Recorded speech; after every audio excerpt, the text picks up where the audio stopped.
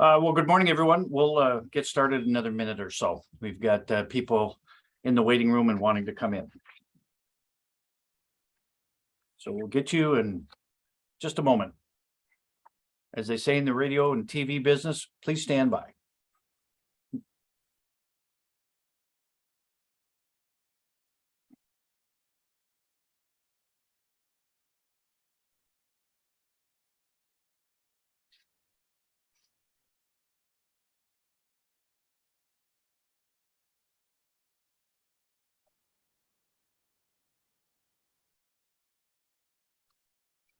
All right, everybody. Good morning. I show 11:02 a.m. on a beautiful Wednesday, October the 19th, 2022. On behalf of the Minnesota State High School League, we really appreciate your attendance today.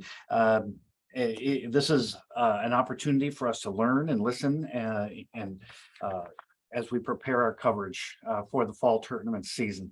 For those of you who don't know me, my name is Tim Layton, and I will serve as your host today for the forum with the assistance of fellow staff members along the way. We've got Laura Mackentoon, who's most of you know from the technology side, and we've also got Randy Hill, one of our administrative assistants here. They will both be here to assist. On your screen right now, here's a look at the media forum today and the objectives that are going to guide our conversation and our information sharing today. For some of you veterans, you have been through this before. Some of this is going to look really familiar, but as we know, in the ever evolving media world where things are happening all the time, there are a lot of media members who are just beginning their journey. So this will be important information from them. So you might be asking yourself, why is the league hosting an information forum like this? Well, it's important because communicating the processes and the steps that you will walk during your state tournament coverage are of vital importance. We're all going to cover that today. The health and safety of all involved, whether it's the media, whether it's the participants, the tournament workers, that's all important here as well. We want to make sure all of those pieces are taken care of. The guidance information that you're going to learn today is going to be crucial. It will be essential in terms of your coverage planning. This information beforehand does allow you to plan accordingly so that you know what's in store once you arrive at a state tournament venue. Moving forward in this forum, if you have a question along the way, we ask you to please use the chat feature, and Laura will be monitoring that chat feature. And as questions come in, we can address them so that it's timely and topical. Next slide, please. Our agenda, here's a look at what we're going to be looking at today. The league is going to provide overviews on a handful of different media areas, and then we'll do a slow walk through all of the state tournament events, and that'll allow you to take notes, and also to, as it applies to you and your media organization, it'll allow you to begin your planning. Now, some of this information, as I shared earlier, is going to be old hat for some of the veterans who are out on the beat, but for the newer members, this is going to be crucial. So we ask you to put your reporter hat on now at this time and start taking notes. So if everybody's ready, let's move forward. There are different media coverages as it relates, and here you see an example here. Here's a brief look. During the regular season, the coverage decisions are made at the local level. League media policies and guidelines are a tool that help you and help the school administrators use it in their decision making to ensure that all the media members who have applied for access are indeed approved and vetted by the Minnesota State High School League. That middle bullet at the section level, region secretaries in consultation with the league, they approve all coverage requests. And then finally, at the state tournament level, the league makes decisions, and all of those policy governance comes down to league policies, and those are handled by league staff. Next slide, please. It's now time to introduce Laura Machentoon. She's the league's director of technology and information, and many of you already know Laura through the many meetings that we've had through Zoom and through our journey through this website, which is now, I believe, in its third year. Laura's going to share information on website resources and that will assist you in the planning of your coverage, not only from the archive pieces, but also credentialing. So Laura, welcome to the Media Forum. Right. Good morning, everyone. This slide shares a few of the resources that will be valuable to you as you prepare for your state tournament and postseason coverage. On our media page, which is located underneath Who Are You and then Media, you'll find one page of general media information that has the media policy manual that Kim has referenced on it. At the top of that page, you'll also find these 3 blue with gold rim buttons that lead you to tournament application credentialing information. The first one, it is hoped that each of you has already done, and that is applying to be placed on the annual approved list. That is a fall process that vets media, and then that list is shared with schools and sections as they do their work. The second button there takes you to a live version of that annual approved list. So step number 1 for you would be to make sure that you have yourself on that annual approved list. And if not, use the link on the first button to get yourself on that list. The third button is where you should be concerned with right now as we enter into state tournament information. And that third button has information both about credentials as well as state tournaments. It's also where we'll post the video recording from this. It has the dates for fall credentialing. That's really your landing spot for everything fall tournament related. So it is 3 clicks in to get there. That fall state tournament page, you may want to bookmark that so you have quick access to that as you prepare for your fall coverage. And then a reminder that we do have specific pages for each sport and activity and each school. So as you're gathering information and preparing for your coverage, those 2 are great spots for you to move to. On each of those sports and activity pages, you'll see a kind of small shot of that here to get it all onto one page. If you remember last year, we had a series of gold buttons that went across the top of that page that contained things like our programs, streaming links, schedules, etc. Those gold buttons were limiting us in the amount of pieces we could put out. So those have moved as you look on this one. They are now in these light blue buttons underneath state tournament information. So as you're looking for those programs, brackets, etc., that's your spot to find that information now. It's just been tucked into this spot. And then a reminder that league staff writes and posts recaps on state tournament events. The frequency of those really depends on, what type of an event it is. Cross country will get one written at the end of the day.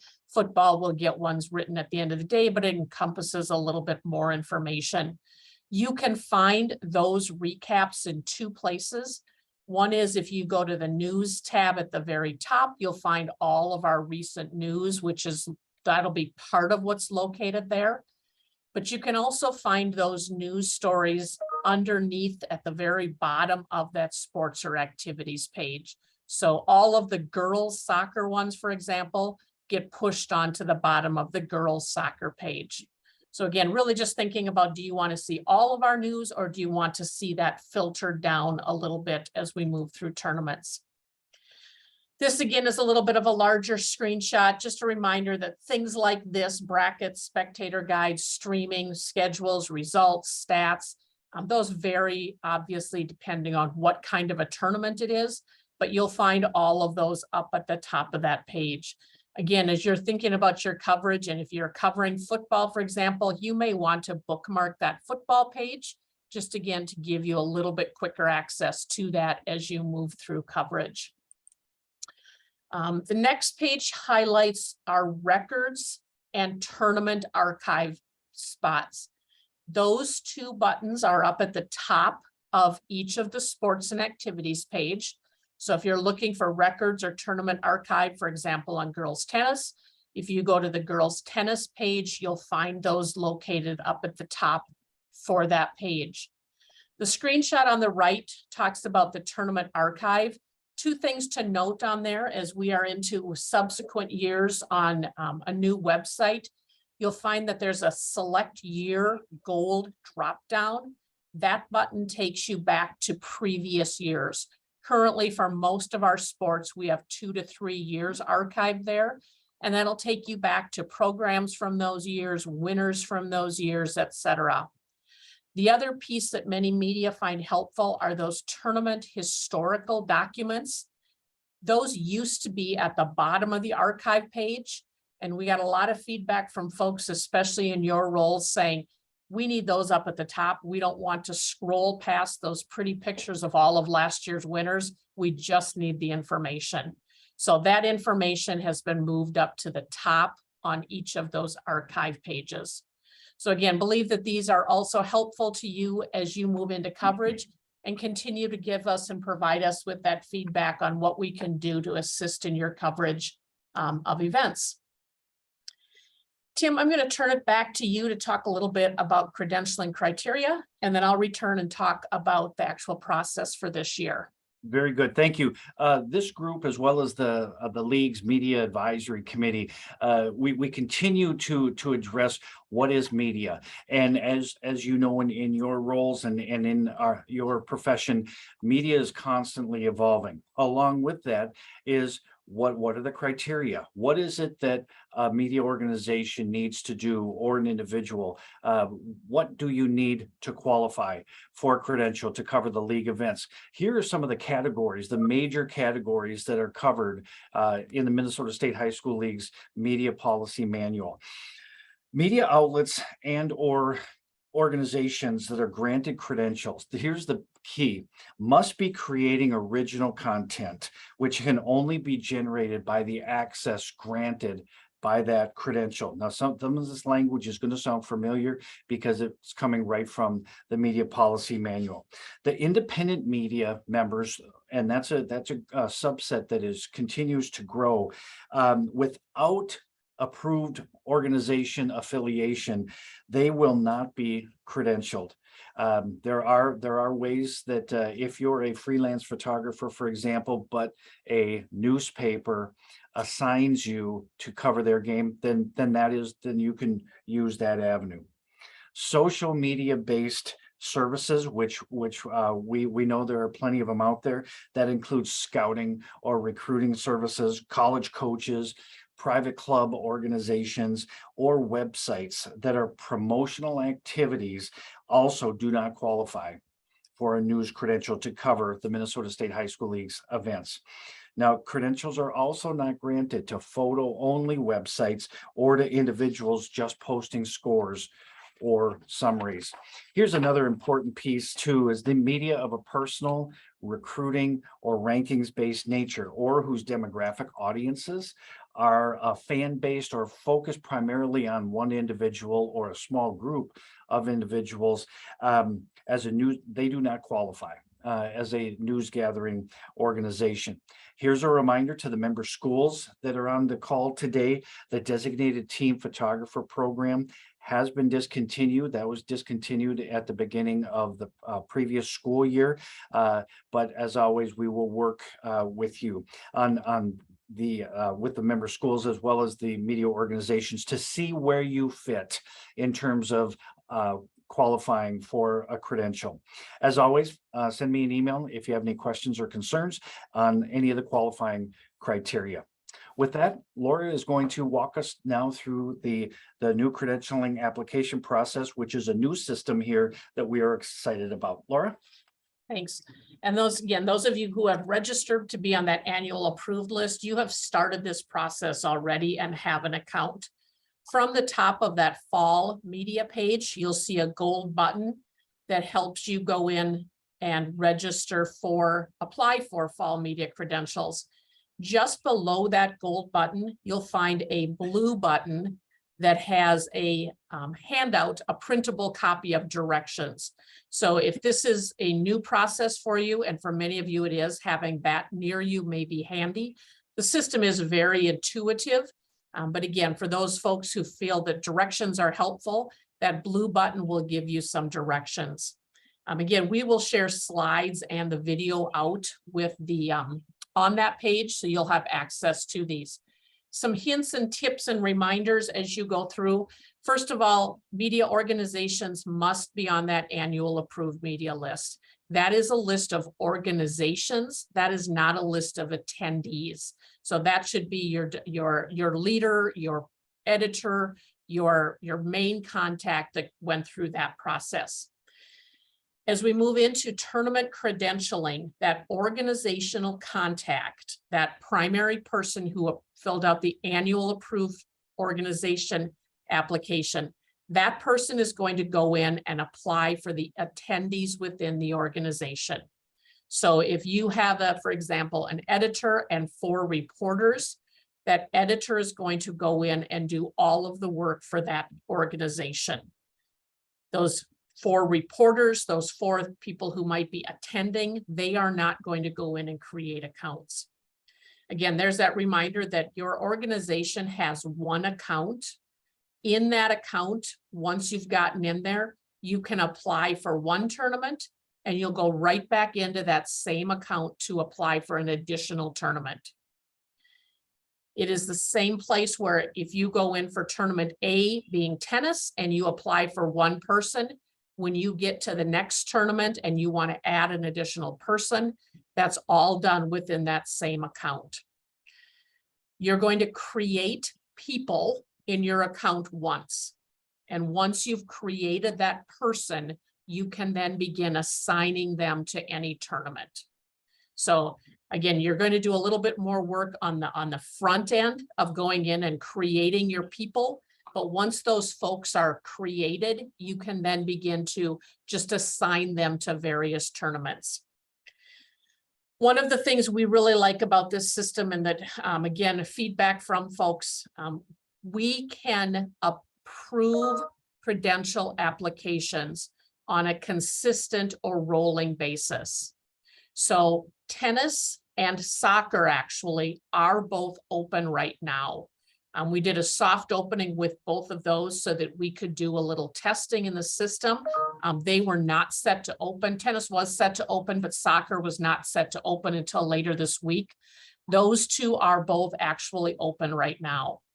And as those applications begin to come in, Tim will begin to process those on a rolling basis. He's not obviously going to do them one at a time, but it's something that a couple times a day, those that are in there will get checked. So you'll begin to see those confirmations come back to you rather quickly as you begin to apply for those. We will have a final list posted no later than 24 hours before each tournament, but you'll start to see those come back to you sooner. And again, we had a lot of challenges with the way we were doing this before, and it was challenging for us not to be able to do kind of that continual, and we know it was very challenging for you. So you begin to go in today and apply for tennis and soccer, and you'll begin to see those approval emails coming back to you rather soon. Confirmation emails of almost everything you do in the system as that organizational contact, those will be sent to you. When you fill out an application, you'll get a confirmation that an application's been filled out. When that application has been either approved or denied, you as the organizational head will get an email back. Those attendees on your list, those reporters, those folks that work under that organizational head, they will only get an email on an approval. So you as the organizational contact will receive a number of emails throughout the process, but the organizational attendees, those folks who are going to be on site at the tournament, will only get one email. You can get back into the system each time with your email. Folks have said that the easiest way to get back in is sometimes just to save one of those emails and use that link right through there. You can get back in from that gold button. It's going to send an email to you that you then go in and get. So saving an email might be helpful. And then again, these two buttons at the top of this page, that gold button is actually where you're going to go in and do the applying. That blue button is a downloadable direction sheet for going through the process. We expect that direction sheet will probably be updated as we go through. We know that we'll get 5 questions, and our direction sheet probably should have had something in there about what people are encountering a little bit more directly. So I would anticipate that we'll update that as we go on also. So really want to thank everybody for moving through a new system with us. We have been incredibly pleased with it so far, both from what we're hearing from people applying, but also the confirmation emails, the rolling basis, and a number of those things that are really being helpful. So I'm going to turn it back to Tim, and I think Tim's going to take you the rest of the way through the presentation. I will be monitoring the chat as we continue. So if there are questions you have or things you're wondering about, drop them in there and I will either answer them along the way or potentially throw them out to the rest of the group. Very good. Thank you, Laura. What a great resource of information, and it's an exciting time as well for the media organizations in Minnesota to be engaged in this new system. One thing I would like to share as before we transition to other topics here, it's imperative that you meet those deadlines before that credential window closes. With this electronic system, there isn't the quote unquote wiggle room that we may have had in the past. Any late submissions will not be permitted because that electronic system will shut down. So please be aware of that. If you are going off the grid for MEA weekend, maybe try to figure out something where you can be able to ensure that you and your attendees are taken care of. Well, let's transition into streaming. We know that streaming is huge at the section level and at the state tournament level. Whether it's live or whether it's delayed, the streaming has become a major part of our in recent years. If you intend to stream, please make sure you go through the proper steps and the proper authorizations, and that all qualifying criteria are met. At the section level, you need to apply concurrently with your region secretary as well as the Minnesota State High School League. In the media policy manual, there are a couple of charts and grids that clearly illustrate what the streaming parameters are and if there's a rights fee that might apply. Moving on. School Space Media and Neighborhood Sports Network is the preferred streaming partner of the Minnesota State High School League. I said two names there. School Space Media is transitioning into what you will now see as NSPN. And here's the lineup of their coverage for the Minnesota State High School League state tournament events. As you can see, they've got most everything covered. They are expanding to the girls tennis semifinals and the Prep Bowl championship games. Those are covered by 45 TV. Streaming is available for purchase on their website, and it may provide an alternative to the travel expenses and the time for media members. During the pandemic, the streaming piece became an incredibly valuable tool for our media organizations for them to be able to cover events via that stream. So this may be something that comes into your coverage plans once again. Moving on to during your state tournament events, you're going to see league contracted photographers on site. Most of the time, they will be wearing the blue vests, and there may be a khaki one mixed in there once in a while, but these blue vests identify them as league contracted photographers. They are present on championship day of the league state tournaments and the state meets. These photographers are permitted enhanced access to the state tournament events. They are more than game shooters for us. They are actually photojournalists. We contract with these shooters for them to be photojournalists to share the stories of the Minnesota State High School League and their member schools. The photos from the league contracted photographers are posted on the website listed here on that SmugMug account. As in past years, news organizations have found some of these photos to be incredibly valuable, and they've been a terrific resource for media members. If you were unable to attend an event, or if you missed a championship shot, that $1 million shot, or an awards ceremony, this is a resource available to you and your media organizations to do that. Moving on.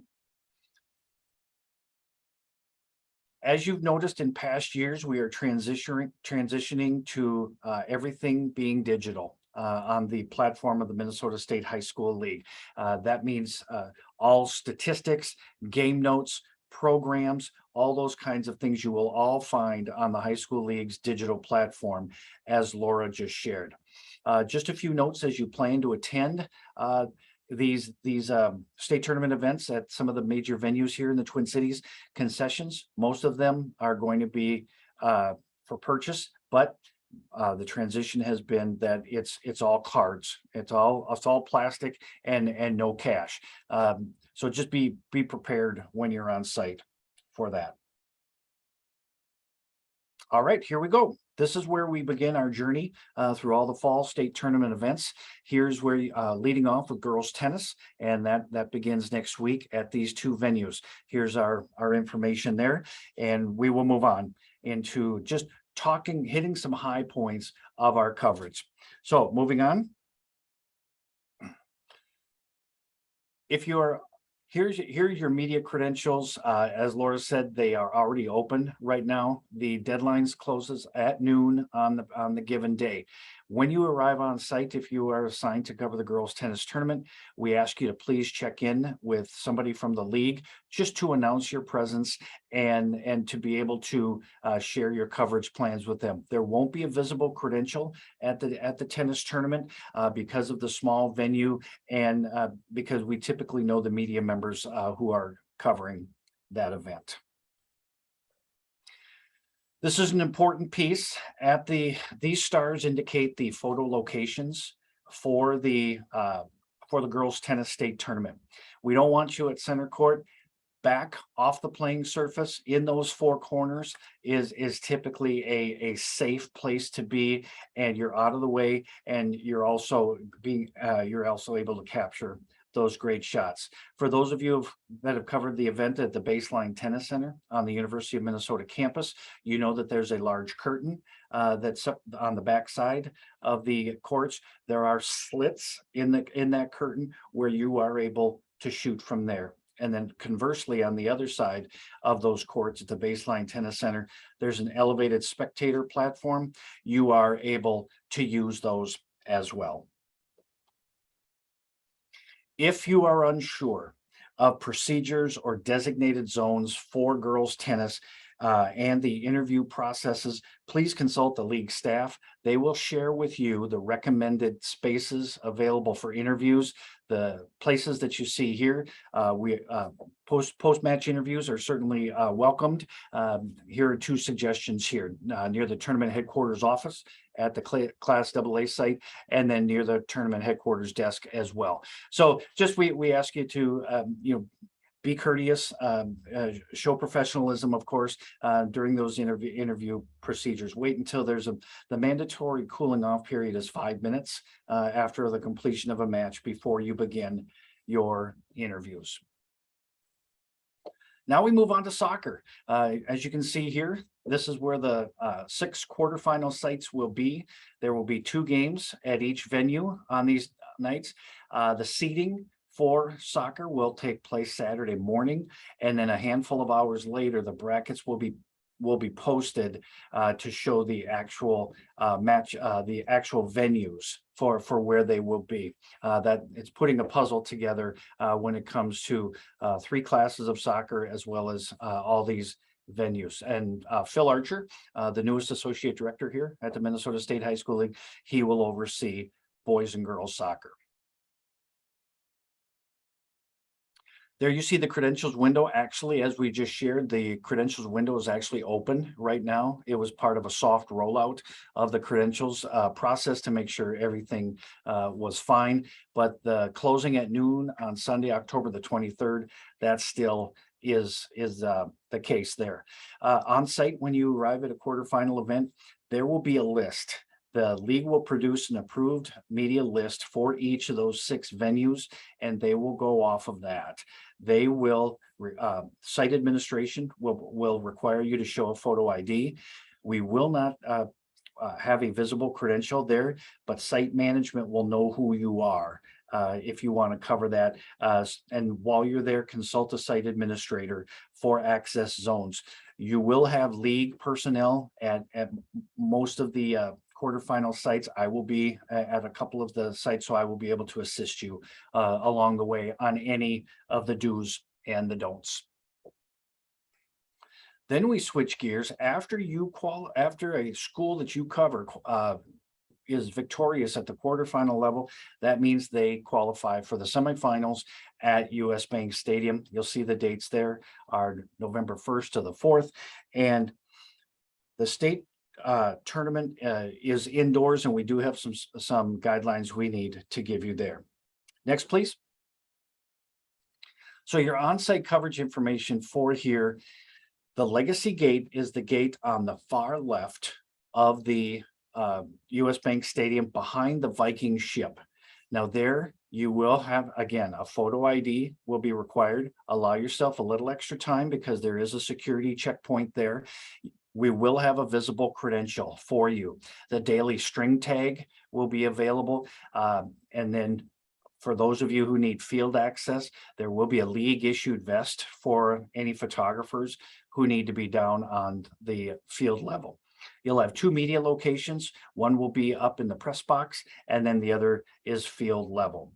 When you enter at the Legacy Gate, we ask that you follow the signage and do not go to your right to the, to the left, to the open end of the stadium. Please go to the right and follow the signage to either of those two locations, either the press box or the field level. Moving on, here are your designated zones for the soccer state tournament. The red star in the lower right corner here, that is a field suite where you check in. That check-in permits you to be given a khaki league issued vest, and that league issued vest allows you the ability to enter photo locations on the field during the game. The photo zones that you see here are indicated. The team areas are going to be on the Viking side of the US Bank Stadium. The entire visitors side, a photographer can roam that entire way, and they can go up to the back of the goal on each side. Shooting from behind the goal is not permitted.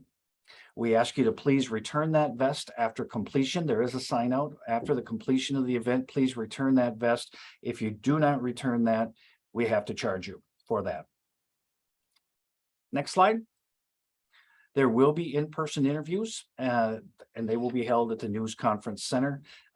We began this process last year at the request of coaches. They wanted to be able to select the players that come down for the interview session, and that worked out well the entire school year last year. Just a reminder that this is where the interviews are to take place, and they're not permitted elsewhere in the stadium during the event. Media members, I think you probably know this, but it is a good reminder, you're not permitted in any of the locker room areas. We have had instances where that has occurred, and those credentials were instantly forfeited by those people. Next.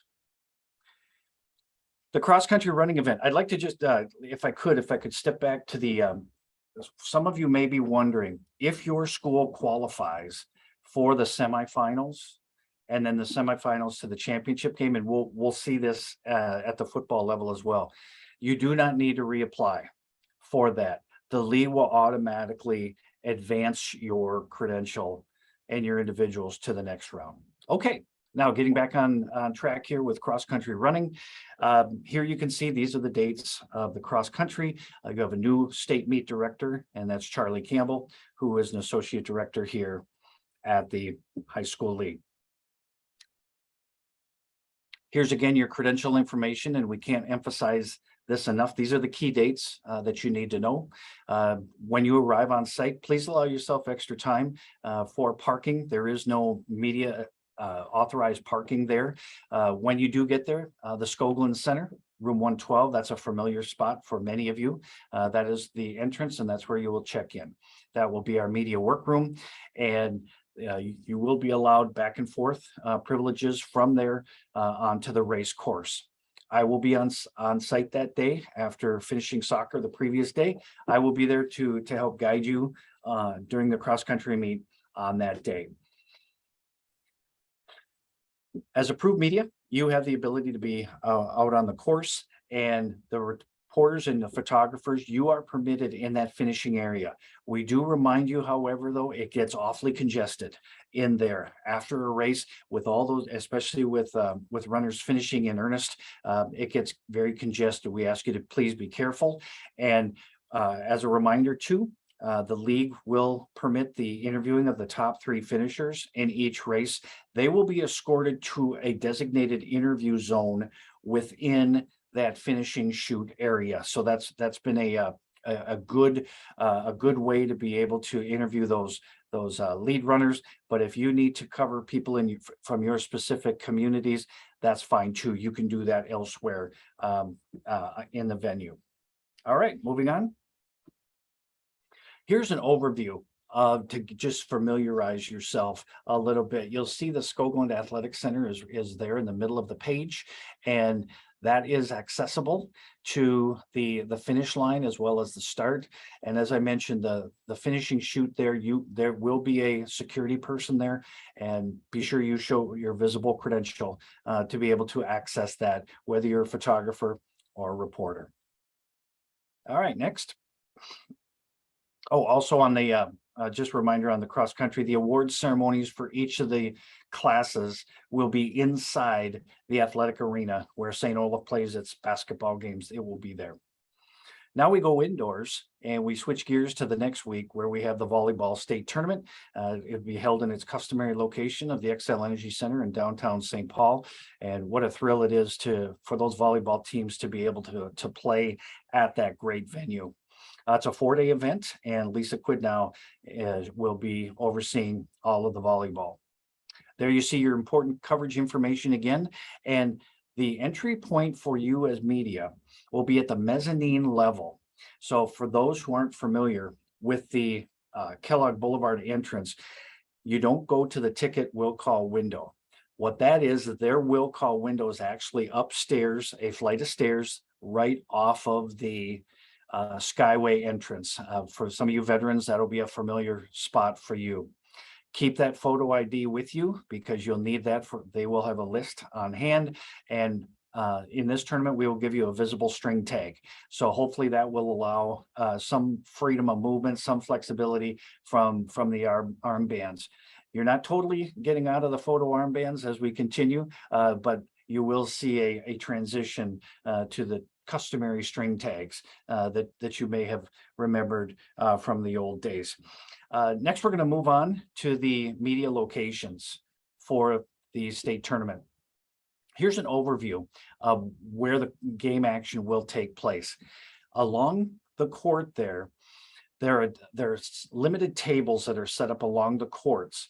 Those will be available for photographers and for tournament staff. Last year, we introduced a new tournament seating arrangement for media where the Xcel staff, they blocked off the first couple of rows on the other side of the boards. And that kept radio stations and reporters in a safety zone, if you will. And they were away from the balls being spiked and hitting them. I lost a pair of glasses a couple of years ago because I got nailed right in the noggin. So it happens. And so this allows you to be off a little bit, and it's for your safety. So and the safety of the students. So the only on-court access will be for the media photographers, and the designated photo positions along that press row, they will be distant accordingly. So we will have limited chairs set up on those tables that will be used for tournament staff, so our scorers, as well as there will be area there. But for the radio folks and for our print people, there will be great seating right there. We tried that last year and it worked really, really well.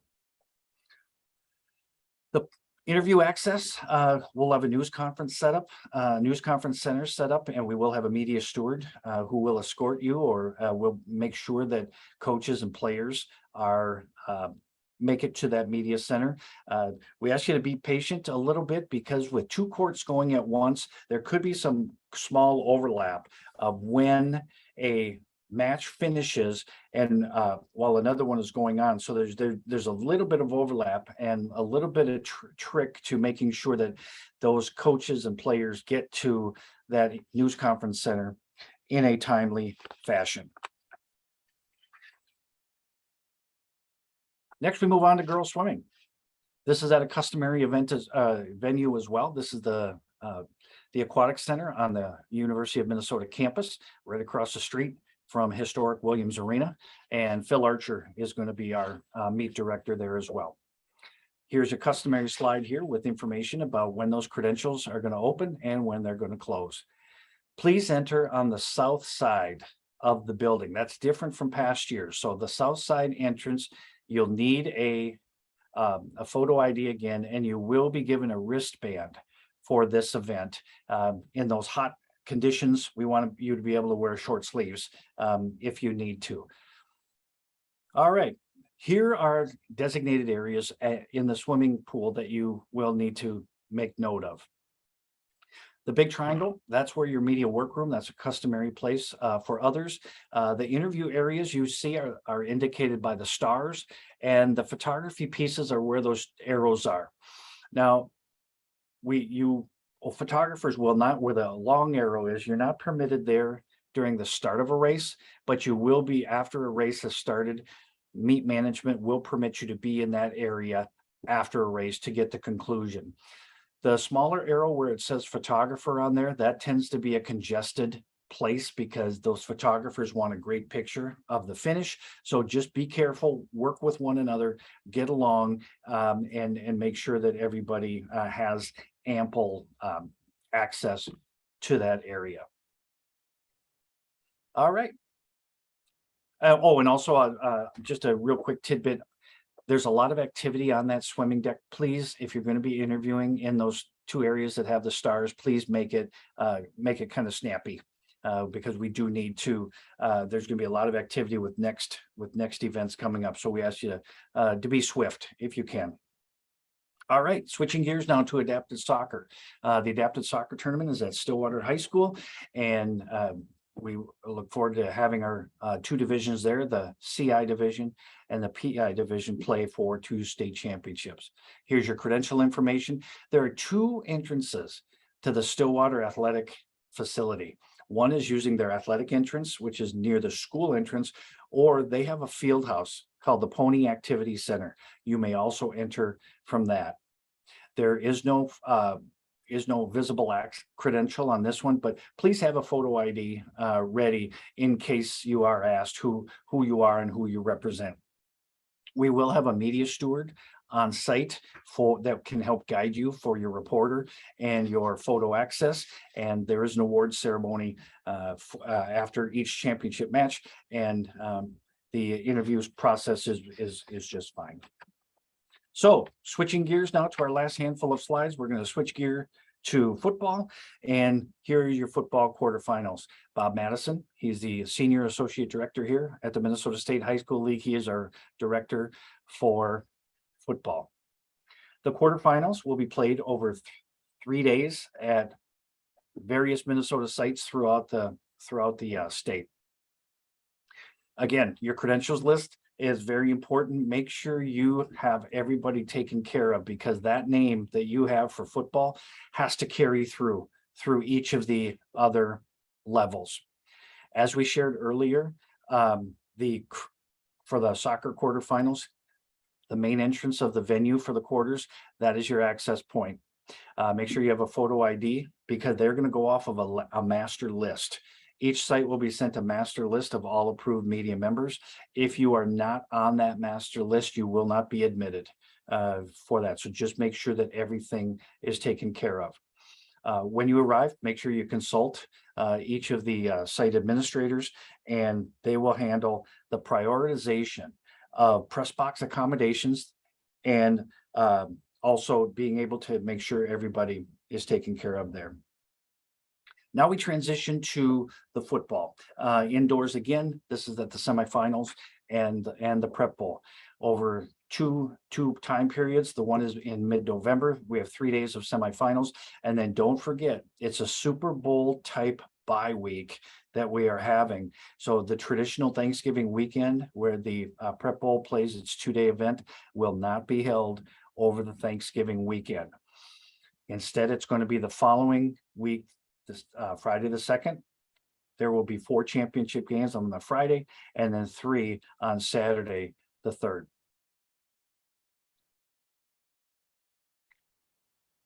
As we shared with soccer, the same is true here for the semifinals and the prep bowl. Please enter the Legacy Gate. Make sure you allow enough time to go through the security screening process. Have that visible photo ID ready, and you will be provided a string tag. If you're a photographer, you will be given an armband, because that armband will gain you access to the field. And then, of course, as we shared earlier, you'll need a league issued vest for field access. There are three areas where media will be permitted during the semifinals and the prep bowl. And that would be the press box, the field level, and that news conference center. At this point in time, the radio booths are not available for the semifinals and the prep bowl. If that changes, the league will communicate with the radio stations of the member schools that have qualified. So if that changes, we will let you know. We ask you to please follow the signage too and enter the proper side of the stadium. All right, here's an important piece to figure out or to go over. You have enhanced access during football. As we shared during soccer, your pickup point for a media vest is where that red star is. We will have a field steward down there monitoring that piece, and they will also monitor making sure that media members are abiding by the guidelines here. You can see the photo goes all the way end zone, sideline to sideline behind the end zone, but please do not be in the way of the play clock. So on each end zone, there's a play clock, and you'll see the delineated lines on the field that indicate that. Please stay out of those areas. On each of the quadrants, except for the lower right here, lower left, you'll be permitted to go up to the 25-yard line on each. Please do not encroach any of the team zones when they're on the when they're in their respective team areas. Photographers do not enter those areas. There's no photo access, as you can see in the lower left quadrant. Those are going to be accessed for 45 TV and administrative purposes. So, but you do have a lot of other freedom there to be able to do that. On-field radio reporters, you are permitted to be down there as well. But unlike the regular season where you may have access to a coach or to players to do a halftime interview or a pregame interview, that is not permitted during a Minnesota State High School League event. There's no interviewing during games or afterward until that cooling off period. And then the interview period does take place in the news conference center. And I think we're nearing the finish line here. The post-game interview access for the football is in that customary spot, and that's in the Vikings media room, which is right across from their locker room. And so that's where coaches and players will be escorted shortly after each of their events. And we will have microphones set up, and in the back for our TV media, there are access points and plugins for that. We ask that you keep your interviews restricted to this area during the events. And that brings us to our final slide of the day and to the conclusion of this week. Please update your calendars so that you are aware of our winter state tournament media forum. This is usually a very well attended one where we again will do a slow walk through all of the winter state tournament event. The league really thanks you today for your participation, and thanks to you for your coverage of league activities. As shared earlier, please reach out to me with any questions or concerns or specific questions as it relates to the coverage of fall state tournament events.